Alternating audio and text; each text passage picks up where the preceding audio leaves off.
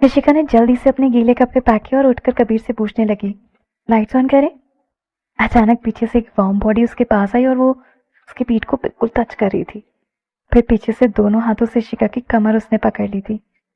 क्यों? इससे पहले कि वो कुछ बोल पाती उसने इशिका का चिन पकड़ा और उसका चेहरा अपनी तरफ घुमा दिया और उसके लिप्स पर उसने अपने लिप्स रख दिए। पहले तो उसने बहुत धीरे से किस किया, पर फिर वो खुद को कैसे कंट्रोल कर सकता था और जल्दी ही वो फीवरिश किस में बदल गया। मैं कुछ कर नहीं पाई क्योंकि वो जिस पोस्चर में खड़ी थी, अगर वो चाहती तो भी उसे धक्का नहीं दे पा रही थी और उसके पास कोई और रास्ता नहीं था। कबीर ने अपने स्ट्रॉन्ग हाथों से इशिका की कमर को पकड़ा और बहुत पैशनेटली उसे किस किया।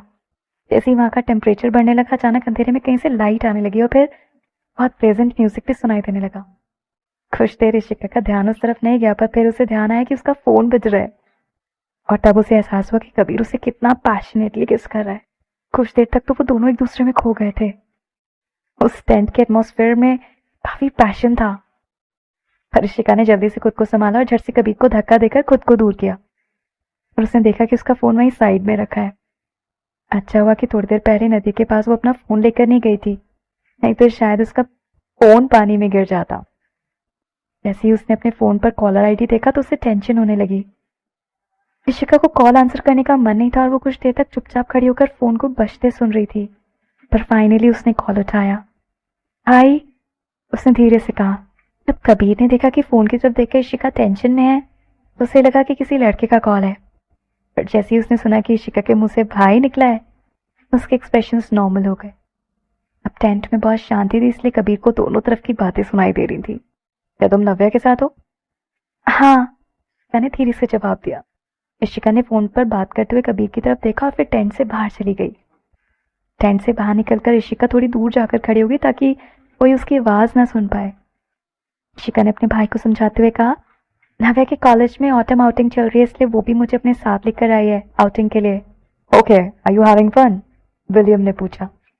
इशिका ने स्माइल किया और फिर सिर हिलाते हुए बोली, या आई एम हैविंग फन। आज रात हम लोग यहीं रुकने वाले हैं और फिर कल आफ्टरनून में वापस जाएंगे। हम लोग वैली के पास में ही टेंट्स कैंपिंग कर रहे हैं। मैंने सुना है कि शाम को हम सब स्टार्स वगैरह देखने वाले हैं। नव्या तो एस्ट्रोनॉमिकल टेलीस्कोप भी लेकर आई है। As long as you are happy. Ishika की चहकती आवाज सुनकर विलियम समझ गया कि वो वहां एंजॉय कर रही है। पर विलियम ने थोड़ी भारी आवाज में सीरियस होकर कहा, मुझे उस मैटर के बारे में पता है। ये सुनते ही इशिका बिल्कुल चुप हो गई। उसके एक्सप्रेशंस बहुत सीरियस हो गए। उसने कुछ भी रिप्लाई नहीं किया। विलियम ने आगे कुछ कहा, तुम इंडिया इसलिए भाग कर गई थी क्योंकि तुम क्रिस से एंगेजमेंट नहीं करना चाहती थी, राइट? शिका को समझ नहीं आ रहा था कि वो क्या कहे, पर फिर उसने स्माइल करते हुए कहा, how should I express it, सब कुछ बहुत जल्दी था। विलियम ने बहुत आराम से कहा, वेल, तुम और क्रिस बचपन से साथ में पले बड़े हो, दोनों एक दूसरे को अच्छे से जानते हो, इसलिए फैमिली ने डिसीजन लिया था तुम्हारी एंगेजमेंट क्रिस से कर देनी चाहिए। और भी फैक्टर्स हैं जो इस डिसीजन में इन्वॉल्व हैं। सबसे जरूरी बात यह कि तुम क्या चाहती हो, तुम्हें क्या फील होता है। अपने भाई की आवाज सुनकर इशिका समझ गई थी कि वो उसके फेवर में है और उसकी केयर भी करता है, उसे बहुत प्यार करता है। ये सुनकर उसकी आंखें नम हो गई। ऑफ कोर्स इशिका अच्छे से जानती थी कि क्रिस के साथ उसकी एंगेजमेंट कोई सिंपल अफेयर नहीं है। उसमें वो सिर्फ ये कहकर मना कर सकती है कि उसका मन नहीं है। इशिका ने सिर हिलाते हुए कहा, या आई नो, मैं इस वजह से इंडिया नहीं आई हूँ। मुझे सच में नव्या की याद आ रही थी और मुझे इंडिया घूमने का बहुत मन था, इसलिए मैं यहाँ आई हूँ। शायद मैं यहाँ 15 और 20 डेज और रहूंगी और थोड़ा एंजॉय करके वापस आऊंगी। जब तुम वापस आ जाओगी तब मैं तुम्हें डिटेल में बात करूंगा, और पहले तुम अच्छे से एंजॉय करो, दूसरी चीजों के बारे में मत सोचना, just enjoy yourself. I am, मैं बहुत एंजॉय कर रही हूँ, शिका ने बहुत खुश होकर कहा। वो नहीं चाहती थी कि उसके भाई के लिए वो कोई प्रेशर हो, पर जब वो ये कह रही थी तो वो कबीर के बारे में सोच रही थी और फिर से रहा नहीं गया और वो कबीर की तरफ देखने लगी। इशिका के टेंट के बाहर निकलते ही कबीर भी टेंट के बाहर आ गया था और अब अक्षय की हेल्प करने लगा बारबेक्यू में खाना बनाने के लिए। ऐसा लग रहा था शायद खाना तैयार हो गया था, क्योंकि नव्या उसकी तरफ देखकर हाथ हिला रही थी और उसे बुला रही थी। भाई, मैं आपसे बाद में बात करूंगी क्योंकि सब लोग खाना खाने जा रहे हैं, इशिका ने फोन पर कहा। और फोन रखने के बाद इशिका स्माइल करने लगी जैसे कुछ हुआ ही ना हो और भागकर सबके पास चली गई। बहुत अच्छी खुशबू आ रही है। इशिका के मुंह से तारीफ सुनकर समीर ने झट से प्राउडली अपना सिर ऊपर किया और कहा, मैंने बनाया है। इशिका, तुम्हें चिकन विंग्स बहुत पसंद है ना? मैंने स्पेशली ग्रिल किया है। You must have it. Thank you, Ishika ने कहा, फिर चिकन विंग्स उठाने के लिए हाथ बढ़ाया, पर कबीर ने तुरंत विंग्स उसके हाथ से ले लिए और उसमें से एक बाइट लेकर कहा, ये थोड़ा स्वीट हो गया है, तुमने इसमें हनी का पूरा जार तो नहीं डाल दिया है? समीर ने कहा, नहीं, मैंने बस थोड़ा ही हनी डाला है। अगर तुम्हें अच्छा नहीं लगा तो तुमने लिया क्यों? मुझे लगता है तुम्हें संजना को तुम्हारी कुकिंग ट्राई करवानी चाहिए, कबीर ने कहा। उसे समीर से कोई फर्क नहीं पड़ रहा था। वो इशिका की तरफ मुड़ा और कहा, इससे तुम्हारे दांत खराब हो जाएंगे, तुम ये मत खाओ, मैं तुम्हारे लिए कुक करता हूँ। तुम्हें स्पाइसी खाना है या नहीं? इसमें क्यूमिन भी चाहिए? समीर ने नाराज होते हुए कहा, ठीक है फिर। समीर संजना के पास गया और स्माइल करते हुए बोला, संजना, मैं तुम्हारे लिए कुछ चिकन विंग्स ग्रिल किए हैं, मैं गारंटी देता हूँ कि तुम्हें अच्छे लगेंगे। संजना ने समीर की तरफ देखा, फिर अपने हाथ में चिकन विंग्स देखते हुए बोली, इसकी जरूरत नहीं है, मैं तो पहले से ही खा रही हूँ। अक्षय ने बहुत टेस्टी चिकन विंग्स बनाए हैं। संजना जिस तरह से देख रही थी उससे लग रहा था कि संजना को भरोसा नहीं है कि मैंने अच्छा बनाया है। समीर ने अपने सीने पर हाथ रखा और बहुत दुखी होकर कहा, कबीर ने भी मना कर दिया, अब तुम भी मना कर रही हो मेरा बनाया हुआ खाना खाने से। मैंने जो ग्रिल किया, एक बार कोई टेस्ट तो कर लो। अब संजना को समझ नहीं आ रहा था कि वो क्या करे। वो थोड़ा शिफ्ट हो गई ताकि समीर भी अंदर आकर उसके साथ बैठ सके और फिर उसने कहा, ओके गो बारबेक्यू देन, पर मैं पहले ही बता रही हूँ कि अगर अच्छा नहीं हुआ तो मैं जबरदस्ती नहीं खाऊंगी और फिर तुम्हें ही सब खाना पड़ेगा। ठीक है, पर मैं बता रहा हूँ ना कि मैंने अभी तक अपना ट्रम कार्ड यूज नहीं किया है, ये इतना अच्छा बनने वाला है कि तुम बस खाती रह जाओगी, समीर ने कहा, और वो भी बहुत एक्साइटेड होकर। फिर वो एक्साइटेड होकर काम भी करने लगा। 10 मिनट बाद समीर ने 6 चिकन एंगल ग्रिल कर लिए थे और उन्हें देखकर समीर बहुत प्राउड फील कर रहा था। संजना ने सिर्फ एक बाइट लिया, फिर समीर को घूर कर देखा और कहा, तुम ही खाओ ये। अपने सामने रखे हुए 6 चिकन विंग्स की तरफ देखकर समीर दुखी हो गया और कहा, ये इतना बुरा है क्या? नव्या, क्या तुम ट्राई करोगी जो मैंने बनाया? नव्या ने तो तुरंत मना कर दिया और अपना हाथ हिलाते हुए बोली, नहीं, मेरा पेट पहले ही भर गया है। अक्षय ने देखा कि नव्या का खाना हो गया तो उसने तुरंत वेट टिश्यू दे दिया नव्या को। दोनों ने अपने हाथ साफ किए। अक्षय उठकर खड़ा हुआ और नव्या का हाथ पकड़कर बोला, let's go for a walk. खाना खाने के बाद उन्हें वॉक करना चाहिए ताकि खाना अच्छे से डाइजेस्ट हो जाए। नव्या ने स्माइल करते हुए कहा, ठीक है। फिर सबकी तरफ देखकर वेव करते हुए उन लोगों ने कहा, तुम लोग खाना खाओ, तब तक हम दोनों वॉक करके आते हैं। अक्षय ने एक हाथ पॉकेट में डाला और दूसरे हाथ से नव्या का हाथ पकड़ लिया। दोनों हाथ पकड़कर आगे बढ़कर रास्ते पर धीरे धीरे वॉक करने लगे। भले ही वो लोग वैली में थे, पर वो सब रिसोर्ट ग्राउंड के अंदर ही थे, इसलिए वहां चारों तरफ स्ट्रीट लाइट्स थी। रात में वहां जल रही येलो लाइट्स की वजह से बहुत ही रोमांटिक एटमॉस्फेयर बन गया था। ऐसा लग रहा था जैसे दोनों बहुत दूर जा रहे हो। नव्या ने धीरे से अक्षय का हाथ खींचकर कहा, अक्षय, शायद हमें वापस चलना चाहिए, है ना? अगर हम और आगे चलते रहे तो हम बहुत दूर आ जाएंगे और हमें उतना ही चलकर वापस भी जाना पड़ेगा, तो थकान हो जाएगी। अक्षय, थोड़ा और आगे चलते हैं ना? अक्षय ने स्माइल करते हुए कहा। उसकी नजरों में कुछ मिस्टीरियस सा नजर आ रहा था। क्यों? और नव्या को कुछ समझ नहीं आ रहा था और वो बहुत कंफ्यूज होकर अक्षय की तरफ देखने लगी। अक्षय थोड़ा वियर्ड एक्ट कर रहा था। थोड़ी देर में तुम सब समझ जाओगी, अक्षय ने कहा। नव्या ने स्माइल करते हुए कहा, कोई सरप्राइज है क्या जो तुम मेरे लिए प्लान कर रहे थे? अक्षय स्माइल करने लगा, पर कुछ भी जवाब उसने नहीं दिया। ये सोचकर कि उसने सही गेस कर लिया है, नव्या खुश हो गई और छोटे बच्चे की तरह उछलने लगी और उसने अक्षय से कहा, क्या है वो, कहाँ है वो, और कितनी देर चलना पड़ेगा हमें, और एग्जैक्टली क्या सरप्राइज तुमने प्लान किया है मेरे लिए? धीरे बोलो, नहीं तो तुम उन सबको डरा दोगी, अक्षय ने कहा और बहुत मिस्टीरियसली बिहेव किया। नव्या ने कंफ्यूज होकर कहा, क्या? मैं किसे डरा दूंगी? डर जाएंगे? कौन? जो सरप्राइज अक्षय ने प्लान किया था उसमें कुछ जानवर भी थे क्या? अक्षय और नव्या एक बड़े से क्लियरिंग के पास पहुंच गए। वहां पहुंचकर अक्षय रुक गया ताकि नव्या समझ जाए कि वो लोग वहां पहुंच चुके हैं और उन्हें वहीं जाना है। नव्या को कुछ समझ नहीं आ रहा था और वो यहाँ वहां देखने लगी। हाँ, कुछ भी नहीं था। अक्षय किस सरप्राइज के बारे में बात कर रहा था? Where is that thing? नव्या ने पूछा। Is it right here? Akshay ने कहा, फिर नव्या को अपनी तरफ खींचकर अपनी बाहों में बह लिया। नव्या को पीछे से हक करते हुए अक्षय ने सामने की तरफ उंगली दिखाते हुए इशारा किया ताकि नव्या साफ साफ देख पाए। अक्षय जिस तरफ इशारा कर रहा था, नव्या बिल्कुल ध्यान से उस तरफ देख रही थी, पर वहां कुछ नहीं था। नव्या ने डिसअपॉइंट होते हुए कहा, पर यहाँ तो कुछ भी नहीं है। तभी उसके सामने वाली घास में कुछ चेंजेस हुए। वहां से लाइट्स आने लगी और स्टार्स की तरह चमकने लगी। अपने सामने वो नजारा देखकर नव्या हैरान हो गई और बहुत खुश होकर बोली, इट्स सो प्रिटी, क्या है ये? फायरफ्लाइज। अक्षय ने नव्या के गाल पर किस करते हुए कहा और स्माइल करने लगा। फायरफ्लाइज, ऐसे कैसे हो सकता है? नव्या मुड़कर अक्षय की तरफ देखने लगी और अक्षय ने मौके का फायदा उठाते हुए नव्या के लिप्स पर प्यार से हल्का सा किस किया। मैं हंसते हुए कहा, ये एक्चुअल फायरफ्लाइज नहीं है। आजकल असली फायरफ्लाइज कहाँ देखने मिलती हैं? ये तो बस सिमुलेशन है, पर तुम्हें देखकर ये रियल लगेगा।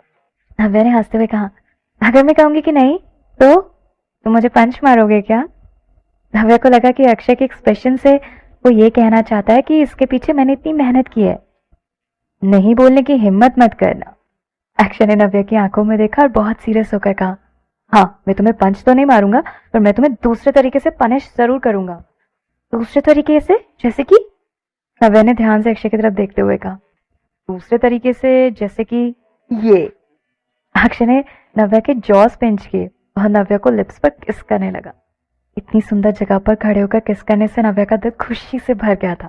कुछ देर किस करने के बाद दोनों एक दूसरे से अलग हुए। नव्या हल्का हल्का सा हाफ रही थी।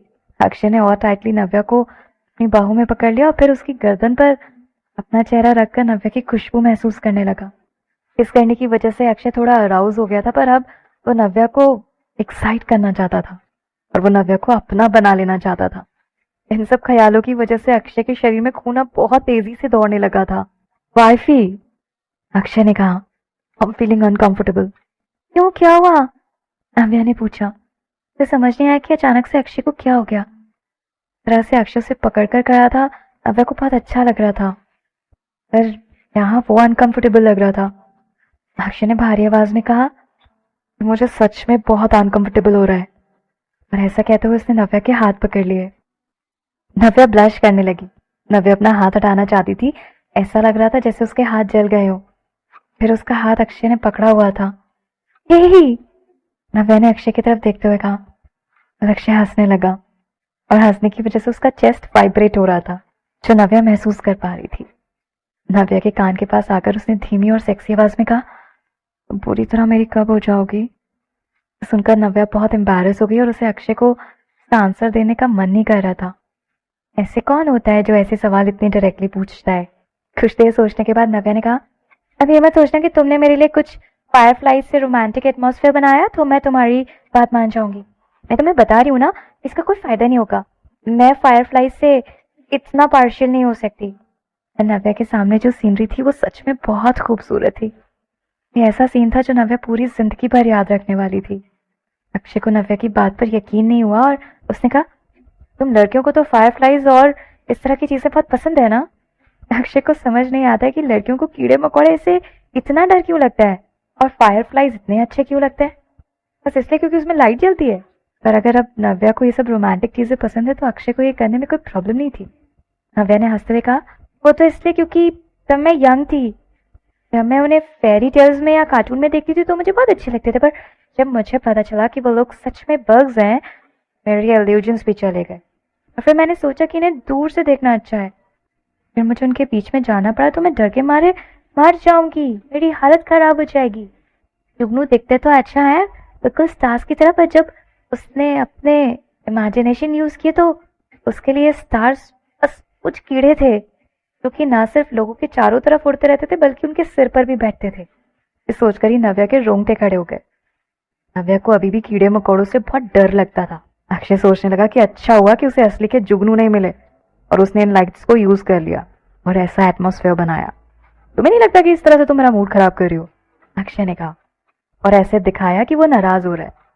उसने इसे रोमांटिक बनाने के लिए बहुत सारे एफर्ट्स लिए थे और एक नव्या थी कि जो फायरफ्लाइज के असली नेचर को एनालाइज कर रही थी। नव्या ने कहा, जब तुम रोमांटिक होने की कोशिश करो तो वो रीजनेबल होना चाहिए ना? अक्षय को नव्या की बात सुनकर हंसी आ गई और उसने कहा, ऑलराइट ऑलराइट, आगे से फ्यूचर के लिए ध्यान रखूंगा। इस लड़की को खुश करना कितना मुश्किल है ना? पर किसी ने अक्षय को कहा नहीं है कि वो नव्या को पसंद करे। खुद अपनी मर्जी से सब कुछ नव्या के लिए करना चाहता है ताकि नव्या खुश रहे। पहले ये आइडिया थोड़ा फेल हो गया था, पर ये रोमांटिक आइडिया क्रिएट करना और ये एटमॉस्फेयर जिंदगी भर उसे याद रहेगा, है ना? जब दोनों ने कुछ रोमांटिक पल बिता लिए थे, उन दोनों ने वापस कैंप साइट जाने का फैसला किया। जब वो दोनों चलकर वापस जा रहे थे तो अक्षय को कुछ सुनाई दिया और उसने अंधेरे में जंगल की तरफ देखा। क्या हुआ? ऐसे उसने देखा कि अक्षय चलते चलते रुक गया। नव्या तुरंत कंफ्यूज हो गई। कुछ भी नहीं। इन्हें दूसरी तरफ देखकर नव्या का हाथ बहुत टाइट पकड़कर उसके साथ जोर जोर से चलने की कोशिश करने लगा और उन्हें दूर से टेंट और बोनफायर दिखाई देने लगा। अचानक अक्षय अपने रास्ते पर रुक गया और झुककर एक पत्थर उठाया। नव्या बहुत क्यूरियस होकर अक्षय की तरफ देखने लगी। अक्षय नव्या की बात सुनकर उसकी तरफ देखकर स्माइल करने लगा और फिर उसने अपना हाथ उठाया और जोर से पत्थर जंगल की तरफ फेंक दिया। आयो! उसी तरफ से एक चीख सुनाई दी। नव्या की आंखें बड़ी हो गईं। अब नव्या अलर्ट हो गई और उसने चिल्लाकर पूछा, कौन है वहां? ऐसा लगा जैसे अक्षय को पहले से ही पता था कि वहां कौन है। अक्षय ने गुस्से में कमांड दिया, बाहर आओ। कुछ सेकंड तक जंगल में से कोई आवाज नहीं और फिर एक काली परछाई जैसा कुछ उठता हुआ दिखाई दिया और बाहर आने लगा। जैसे वो बाहर आ रहा था, पत्ते के हिलने की आवाज आ रही थी। पहले कि वो अक्षय और नव्या तक पहुंचता, उसके चेहरे पर स्ट्रीट लाइट की रोशनी पड़ी और नव्या ने देख लिया कि वो कौन है। रोहित, तुम फिर हमारे पीछे आ रहे हो?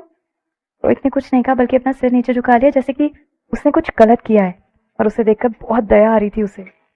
रोहित को देखकर नव्या को याद आ गया कि कैसे थोड़ी देर पहले रोहित ने सबके सामने उसके हाथ को किस किया था और वो तुरंत अक्षय की तरफ देखने लगी और उससे टेंशन होने लगी कि अक्षय को बहुत गुस्सा आ रहा होगा। फिर रोहित को एडवाइस करते हुए कहा, तुम्हें यहाँ से जाना चाहिए, हमें यहाँ फॉलो मत करो प्लीज। अक्षय का टेम्पर अच्छा नहीं है, अगर तुम हमारा पीछा करते रहे तो पता नहीं अक्षय तुम्हारे साथ क्या करेगा। रोहित ने माफी मांगते हुए धीरे से कहा, सॉरी, मैं अच्छे से छुप नहीं रहा था पर मेरा इरादा नहीं था तुम दोनों को डिस्टर्ब करने का। मैं तो बस दूर से तुम्हें देखना चाहता था।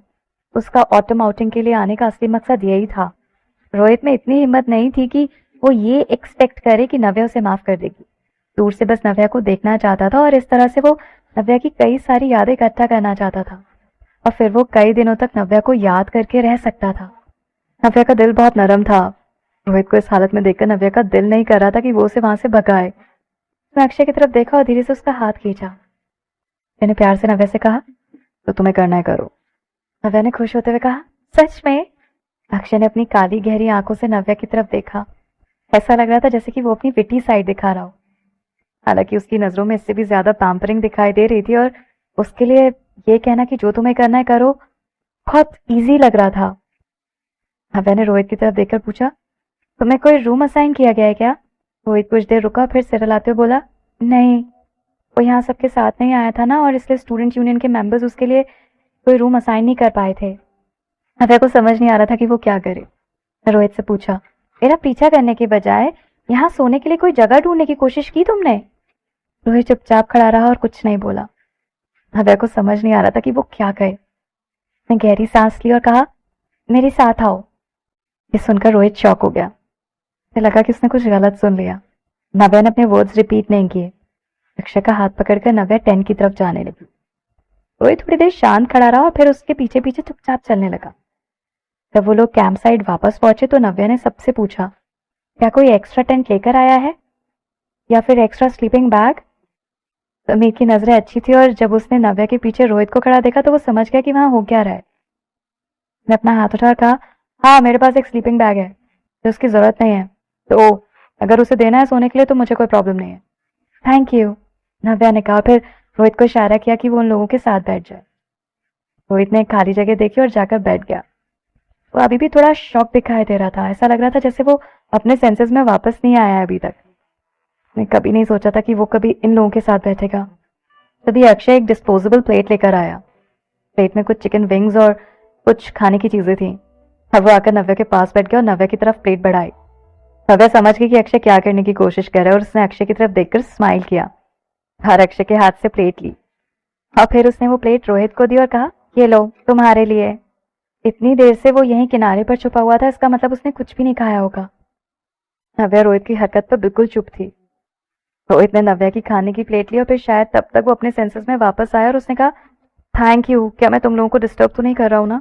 नव्या ने स्माइल करते हुए कहा, कोई बात नहीं, और कहा, द मोर द मेरियर। जितने ज्यादा लोग होंगे उतना ज्यादा ही मजा आएगा। और वैसे भी सब लोग तुम्हें जानते हो और तुमने हमारी हेल्प भी की। बाकी सभी लोगों की काइंडनेस देखकर रोहित बहुत रिलैक्स हो गया। तो ऐसा लग रहा था जैसे वो कोई सपना देख रहा है। तब बहुत कुछ क्यूट सा हो रहा है उसके साथ। के सामने जो लोग बैठे थे वो लोग वही थे जो बिरला हाई के सबसे टॉप क्लास फैमिलीज के बच्चे थे, जिनसे सब लोग क्लोज होना चाहते थे, दोस्ती करना चाहते थे। बड़ी 4 फैमिलीज, मेयर का बेटा और सबसे बड़े कपूर फैमिलीज। जब उसने इस बारे में सोचा तो उससे रहा नहीं गया और वो नव्या की तरफ देखने लगा। की आंखों में कई सारे इमोशंस दिखाई दे रहे थे। रोहित ने चिकन विंग उठाया और धीरे से एक बाइट उसका लिया। जीभ पे बहुत तेज मसाला महसूस हुआ और उसे तीखा लगने लगा और कुछ ही सेकंड में उसके फोrehead पे पसीने आ गए। के पास बैठा अक्षय ये सब देखकर हंसने लगा। रोहित के एक्सप्रेशन थोड़े स्टिफ हो गए थे। वो बहुत कोशिश कर रहा था कि किसी को पता ना चले और खाना खाने लगा। कुछ देर चबाने के बाद उसने जबरदस्ती सोलो करने की कोशिश की। चिकन विंग पर कोई मिर्च लगाई गई थी जिसकी वजह से वो बहुत ज्यादा स्पाइसी हो गया था और इसे खाकर रोहित को ऐसा लग रहा था जैसे उसके मुंह में आग लग जाएगी। अकेली बोन फायर की रोशनी जो रोहित के चेहरे पे पड़ रही थी वो भी लाल रंग की थी, इसलिए किसी को पता नहीं चल रहा था कि रोहित का चेहरा लाल हो चुका है। अक्षय ने कोक की बोतल नव्या को दी और इशारा किया रोहित को देने के लिए। मैं थोड़ी हैरान थी। मैं इतनी देर से यही सोचकर परेशान हो रही थी कि शायद अक्षय गुस्सा हो रहा है, पर अक्षय तो इतना केयरिंग हो गया, खुद रोहित के लिए ड्रिंक ऑफर कर रहा है। नव्या रोहित की तरफ मुड़ी और कोक की बोतल उसे दी। रोहित को तो कुछ समझ नहीं आ रहा था, पर फिर उसने कोक की बोतल नव्या के हाथ से ली। रोहित को पहले इसका अंदाजा था। जब वो बोतल का ढक्कन खोलने लगा तो उसने देखा कि ढक्कन पहले से ही खुला हुआ था। मतलब कोल्ड ड्रिंक में जरूर कुछ मिलाया गया है। नव्या को वो स्माइल करते हुए देखता रहा। उसने ड्रिंक का छोटा सा सिप लिया। उस ड्रिंक में बहुत सारे मिर्च पाउडर था। रोहित का गला चोक होने लगा था, पर फिर भी उसने किसी को कुछ भी नहीं दिखाया। वहां बैठे सभी लोगों में से कबीर को छोड़कर किसी ने भी ये नोटिस नहीं किया। एक बार देखकर ही कबीर समझ गया कि उसके साथ क्या हो रहा है। वो हंसा, पर उसने कुछ कहा नहीं। संजना ने एक छोटी सी लकड़ी उठाई और आग में डालकर परेशान होते हुए बोली, स्वीट पोटैटो रेडी हो गए हैं क्या? और कितनी देर में हमें इसे रोस्ट करना होगा? समीर ने कहा, चिल, ज्यादा टाइम नहीं लगेगा। अगर ठीक से पका नहीं है तो वो कच्चा रह जाएगा और तुम्हारा पेट खराब हो जाएगा। संजना ने समीर की तरफ देखकर कहा, स्वीट पोटैटो को बिना पकाए नहीं खा सकते क्या? पर आधा ही पका हो तो उसे खाने से पेट खराब नहीं होता है क्या? तुम चाहो तो ट्राई कर लो। वैसे संजना ट्राई नहीं करना चाहती थी। अगर सच में उसका पेट खराब हो गया तो? समीर स्माइल करने लगा और कहा, ऐसे टाइम पर भूतों की स्टोरी सुनने में बड़ा मजा आएगा। कौन सुनाएगा कहानी? अगर कोई नहीं सुनाने वाला है तो फिर मैं तुम लोगों को एक स्टोरी सुनाता हूँ। समीर की बात सुनकर संजना पैनिक करने लगी और बोली, भूतों की कोई बात नहीं करेगा कोई भी। ऐसी कहानियां बहुत लेम होती हैं। हमें कोई दूसरा गेम खेलना चाहिए। ओ हाँ, चलो ट्रूथ एंड डेयर खेलते हैं। मैं पोकर कार्ड लेकर आती हूँ। ट्रूथ और डेयर? फिर से? हम ये गेम इतनी बार खेल चुके हैं कि अब बोर हो गए हैं। चलो कुछ और खेलते हैं। तो फिर तुम्हारे हिसाब से कौन सा गेम खेलना चाहिए जिसमें तुम्हें मजा आए? जब समीर और संजना बहस में लगे थे तभी अक्षय उठकर खड़ा हुआ और उसने नव्या का हाथ पकड़कर उसे भी उठा लिया और कहा, तुम लोग आपस में खेलो, हम लोग स्टार्स देखने जा रहे हैं। आसमान में पूरा अंधेरा हो गया था और काले बादलों में स्टार्स चमक रहे थे। संजना ने रोनी सूरत बनाकर कबीर की तरफ देखा और कहा, कबीर तुम्हें क्या खेलना है? तो तुम्हारा मन करे वो खेलो, हम लोग नहीं खेल रहे। इतना कहकर कबीर उठकर खड़ा हुआ और उसने इशिका का हाथ पकड़कर उसे उठा लिया और दोनों ऑपोजिट डायरेक्शन में चले गए। समीर ने स्वीट कपल की तरफ देखा और संजना की तरफ देखकर कहा, तो इसका मतलब अब हम दोनों यहाँ अकेले बच गए हैं। तो क्या अब हम भूतों की स्टोरी सुने? Ghost story, your head. Sanjana ने समीर की तरफ लकड़ी फेंक कर कहा। वहीं पास में बैठा रोहित अब थोड़ा रिलैक्स्ड हो गया था और आराम से बैठकर संजना और समीर को ऑब्जर्व कर रहा था। पहले समीर को लगा था कि ये लोग उसकी लीग के बाहर हैं और अब उनके पास बैठकर उनके साथ बातें कर रहा था। अब उसे थोड़ा अलग महसूस हो रहा था। रोहित ने ऊपर देखा और आसमान में दिख रहे तारों की तरफ देखने लगा और कहता है कि ये कितना सुंदर नजारा है ना। उसे लगा जैसे वो ये रात कभी भूलने वाला नहीं है। अगली सुबह जब नव्या सोकर उठी उसने देखा कि अक्षय उसके साइड में नहीं था। नव्या अपनी आंखें मसलने लगी और फिर अंगड़ाई लेकर उठकर खड़ी हो गई। नव्या ने उठकर अपने बाल ठीक किए। खुद को ग्रूम करने के बाद उसने एक पतला सा कोट लिया और वो पहनकर टेंट के बाहर आई। निकलते ही अचानक उसने अक्षय को कुछ बुरा करते हुए देखा। उसके हाथ में एक सांप था और वो सांप वो रोहित की गर्दन पर डालने वाला था। नव्या की आंखें शॉक की वजह से खुली की खुली रह गई थी। वो तुरंत जोर से चिल्लाई, अक्षय! अक्षय चलते चलते रुक गया और मुड़कर नव्या की तरफ देखने लगा। उसे थोड़ा अजीब लगा और उसे मानो थोड़ा बुरा भी लग रहा था कि वो पकड़ा गया था। नव्या जल्दी से उसकी तरफ गई और उसकी हिम्मत नहीं हो रही थी कि वो अक्षय के ज्यादा करीब जाए। अक्षय के हाथ की तरफ इशारा करते हुए नव्या ने पूछा, तुम्हें ये सांप कहाँ से मिला? क्या वो जहरीला है? अरे बाबा रिलैक्स, टेंशन मत लो, ये जहरीला नहीं है। अक्षय ने रोहित की तरफ देखा कि वो कैसे सो रहा था। अक्षय को देखकर ऐसा लग रहा था कि वो अभी भी अपने प्लान के बारे में सोच रहा था। नव्या ने कहा, अगर वो जहरीला नहीं है तब भी वो काट सकता है ना? चलो जल्दी से उसे फेंक दो प्लीज। अरे मैंने बहुत मेहनत से उसे पकड़ा है। अक्षय थोड़ा रिलेक्टेंट था अपनी इस बात को लेकर, लेकिन अब क्योंकि नव्या ने उसे ढूंढ लिया था इसलिए अक्षय अब चाहकर भी रोहित को अटैक नहीं कर सकता था। तुम अभी भी ऐसी चीजों के साथ खेलते हो? तुम 3 साल के दूध पीते बच्चे हो क्या? फटाफट जल्दी से फेंको उसे, नव्या ने कहा। नव्या ऐसा कहकर 2 स्टेप्स जानकर पीछे हो गई, क्योंकि जब तक अक्षय के हाथ में वो सांप था उसके करीब भी नहीं जाने वाली थी।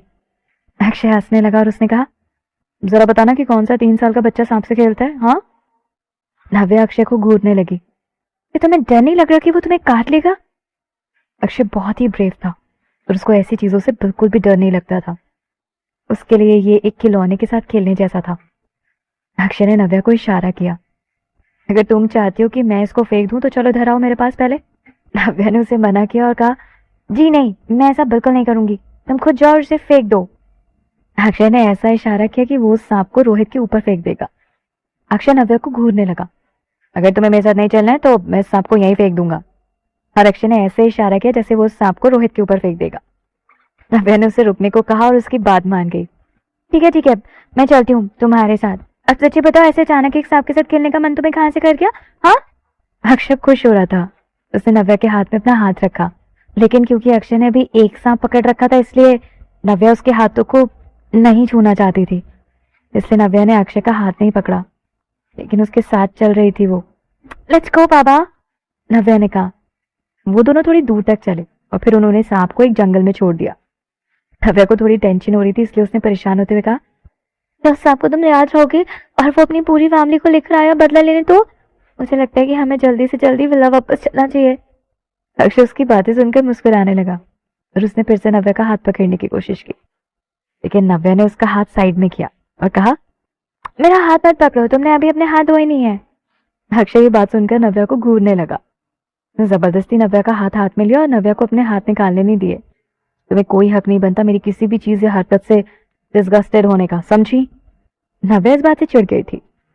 लेकिन तुमने अभी एक सांप पकड़ रखा था, मैं तुम्हें जिंदगी भर अपना हाथ पकड़ने से थोड़ी ना मना कर रही हूँ। मैं तो बस कह रही थी कि एक बार अपने हाथ धो लो, फिर मेरा हाथ पकड़ लेना। नहीं, हम दोनों हाथ साथ में धोएंगे। अक्षय ने मुस्कुराते हुए नव्या को एक लेक के पास खींचा। वो दोनों एक पत्थर पर बैठ गए। अक्षय ने थोड़ा सा पानी उठाया और नव्या के हाथ धुलवाए और उसके बाद अपने हाथ भी धोए। अब ठीक है। अब उन दोनों के हाथ स्पार्कलिंग क्लीन थे। अब अक्षय ने नव्या का हाथ अच्छे से पकड़ा। क्योंकि मॉर्निंग की एक्टिविटीज अभी भी बची थी, उन सब ने अपना टेंट वापस पैक किया और सब अपने अपने विला की तरफ चले गए। संजना को बहुत देर से वॉशरूम जाना था, इसलिए वो सबसे पहले भागकर चली गई। अचानक से जैसे ही वो कमरे में आई, उसने एक लड़के को खड़ा देखा लिविंग रूम में और उसे देखकर वो चौंक गई। कौन है तुम और तुम यहाँ क्या कर रहे हो? संजना को समझ नहीं आ रहा था कि वहां चल क्या रहा है। उसने सोचा कि कैसे पिछली रात तक अनन्या थी उस विला में और अब अचानक से एक लड़का भी है, इसका क्या मतलब था? मतलब अनन्या ने, वो लड़का थोड़ा शर्मा रहा था लेकिन फिर भी वो बहुत तमीज वाला लड़का लग रहा था। और उस लड़के ने कहा, मिस संजना, मैं आपका रिवॉर्ड हूँ, क्योंकि आपकी टीम जीती थी इसलिए मैं आपका सर्वेंट बन के आया हूँ एक दिन के लिए।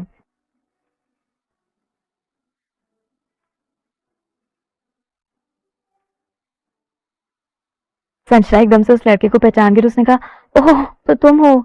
समीर भी तब तक अंदर आ गया था और सामान उठाकर अंदर ले आया था। फिर उसने पूछा, क्या हुआ और ये कौन है? ये हमारा आज का स्लेव है। पर हाँ, कल रात को हमने तुमने क्यों नहीं देखा? संजना ने उस इंसान की तरफ इशारा करते हुए कहा। समीर हंसने लगा और वो संजना को खींचकर साइड में ले गया और उसके कान में कुछ बोलने लगा। समीर की बात सुनकर संजना हंसने लगी। हाँ, इसलिए तुम लोग बहुत नॉटी हो। समीर ने संजना को बताया कि वो जानबूझकर इस लड़के को विला में ही छोड़कर गए थे। जब अनन्या को पता चला कि वो लोग विला में नहीं है और वो लोग कहीं निकल चुके हैं, तो उसके पास कोई और चॉइस नहीं थी, पर वो अकेले इस लड़के के साथ विला में थी। संजना ने फिर ध्यान से उस लड़के का चेहरा देखा। उसके चेहरे पे बहुत सारे एक्ने थे। जब अनन्या बीच रात में सोकर उठी होगी तो क्या वो उसका चेहरा देखकर घबरा नहीं गई होगी? पर इस केस में तो अनन्या को शायद रात भर नींद भी नहीं आई होगी। संजना जल्दी से टॉयलेट की तरफ गई, इसलिए फर्स्ट फ्लोर के कमरे की तरफ भागकर गई और जाकर दरवाजे पर नॉक किया। अनन्या, क्या तुम अभी भी सो रही हो? उठो, बहुत लेट हो गया है। थोड़ी देर में दरवाजा खुला। अनन्या उदास चेहरा लेकर बाहर आई और वो थोड़ा परेशान दिख रही थी। उसने संजना से पूछा, पर आप तुम लोग कहाँ गए थे? संजना ने बहुत ही इनोसेंट चेहरा बनाकर अपने कंधे हिलाते हुए कहा, कहीं नहीं, बस वैली में कैंपिंग के लिए गए थे। अनन्या ने मुंह बनाते हुए कहा, तुम लोगों ने मुझे क्यों नहीं बताया? ओ, एक्चुअली हम भूल गए। संजना ने अपनी पलकें झपकाते हुए कहा। तभी समीर ने लिविंग रूम में से संजना को आवाज दी, संजना, टाइम फॉर ब्रेकफास्ट। या आई एम कमिंग, संजना ने कहा। अनन्या को साइड करके संजना स्माइल करते हुए आगे चली गई और अनन्या उदास चेहरा लेकर वहीं खड़ी रही।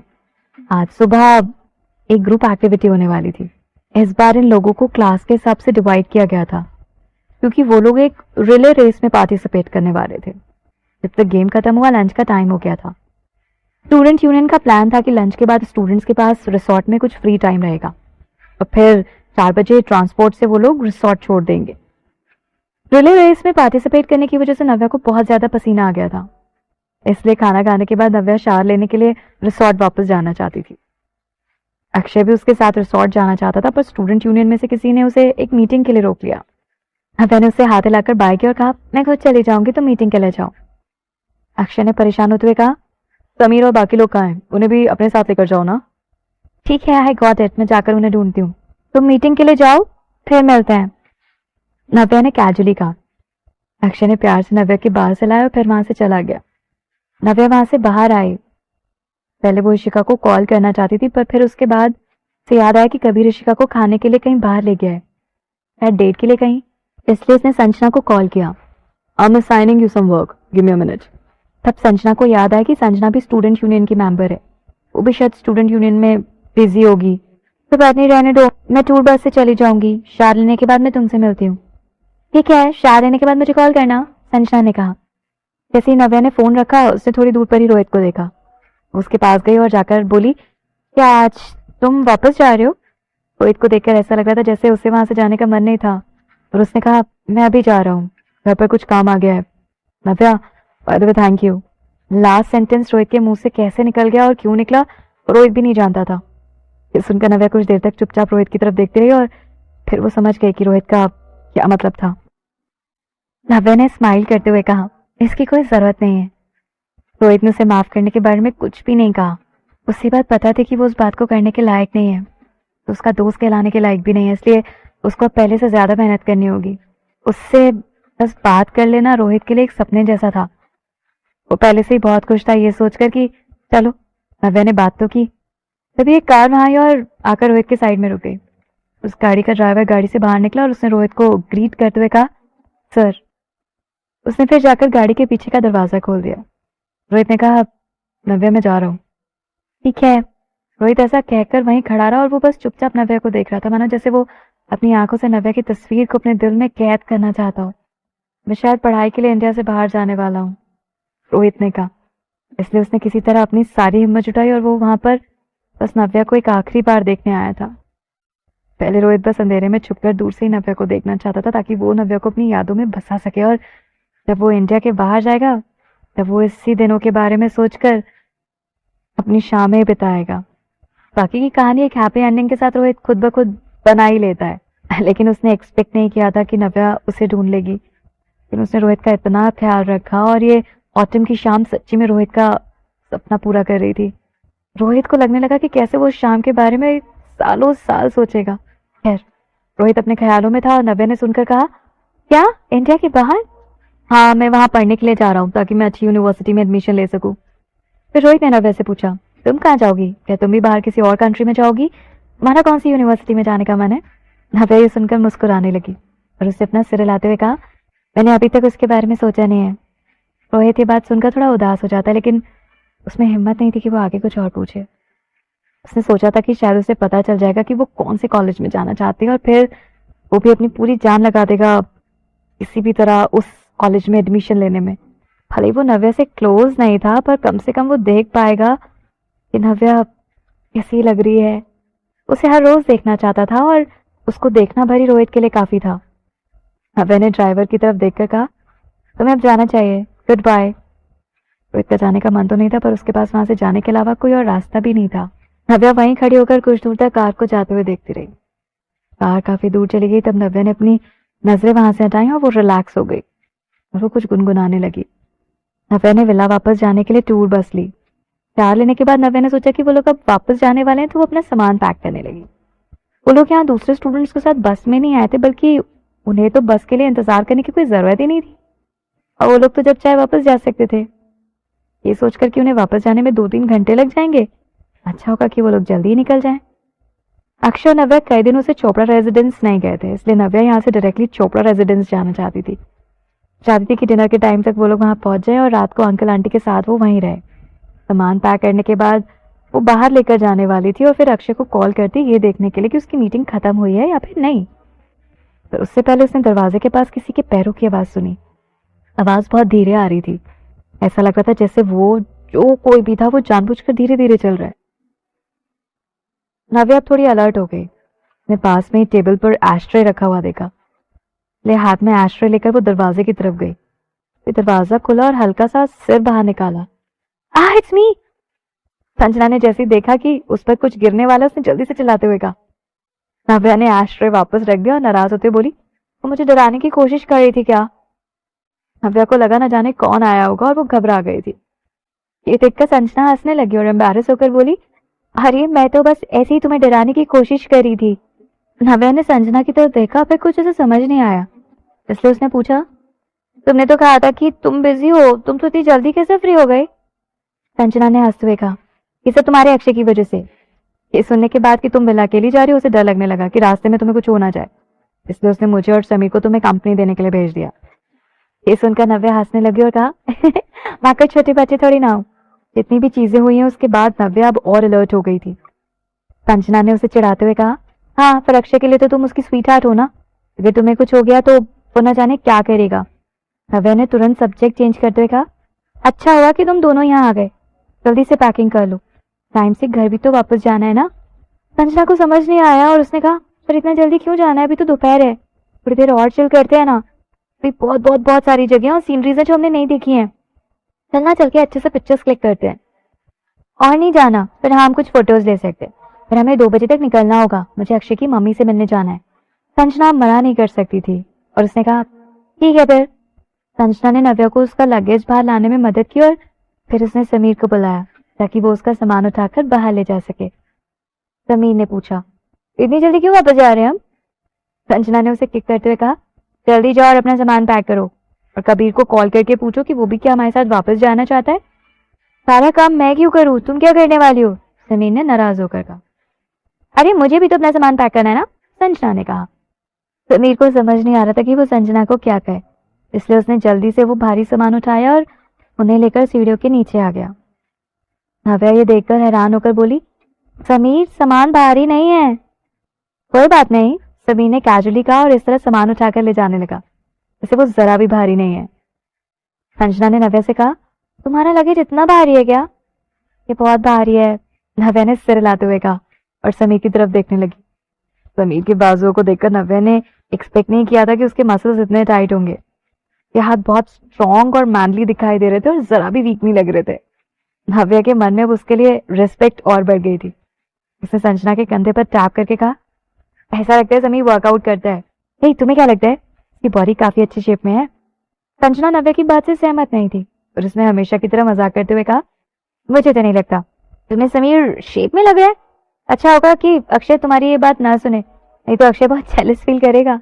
आखिर समीर वैसे मेयर का बेटा था, वो मिलिट्री डिस्ट्रिक्ट में बड़ा हुआ है और जब वो छोटा था तो उसकी फैमिली उसे ट्रूप्स ट्रेनिंग के लिए भेजा करती थी। वहां बड़े होने की वजह से उसने और भी इंटेंस ट्रेनिंग ली थी, पर जब भी वो अपने दोस्तों के साथ हैंग आउट करता था तो हमेशा मस्ती करता रहता था। समीर सामान लेकर नीचे चला गया, तभी उसको एकदम से अनन्या आती हुई दिखाई दी। शायद अनन्या देखते ही पहचान गई थी कि वो अक्षय और नव्या का सामान लेकर जा रहा है और उसने पूछा, तुम लोग वापस जा रहे हो क्या? समीर हंसने लगा और इस तरह रिप्लाई किया जैसे वो कोई बड़ा इशू सॉल्व कर रहा है और उसने कहा, नहीं हम लोग बस अपना सामान जल्दी पैक कर रहे हैं। संजना ने कहा कि उसे कुछ पिक्चर्स क्लिक करनी है, जब उसका काम हो जाएगा तब हम लोग अपना लगेज लेकर यहाँ से चले जाएंगे। अनन्या ने सिर हिलाते हुए कहा, ठीक है फिर मैं भी जाकर अपना सामान पैक कर लेती हूँ। समीर अनन्या के कमरे के अंदर जाने का वेट कर रहा था और फिर कॉर्नर में चला गया, अपना सेलफोन निकाला और कबीर को कॉल करके पूछा, साथ चलोगे क्या?